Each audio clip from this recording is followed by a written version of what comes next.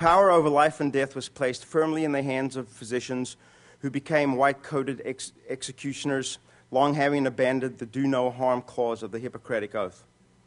Currently, there is evidence of at least some in the medical community again being willing agents in hastening the deaths of people deemed not viable, including those with disabilities, through familiar methods such as starvation and death by thirst.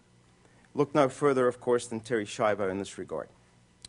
In some ways, do no harm is now viewed, I think, as a somewhat quaint throwback to a distant, less sophisticated era.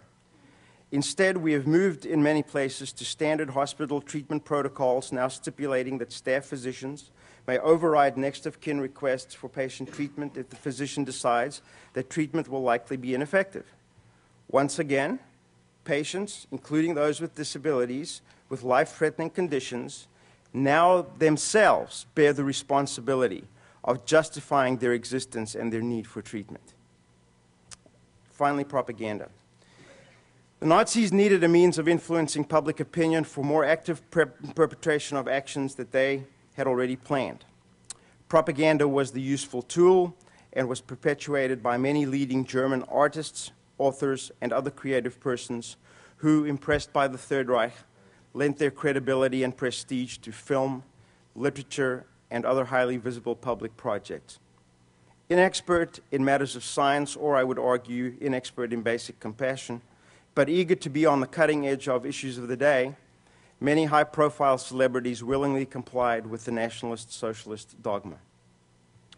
This propaganda aspect takes on greater significance in our media-savvy age, where popular culture is awash with celebrities and socially prominent persons who expend great amounts of time, energy, and resources promulgating the culture of death.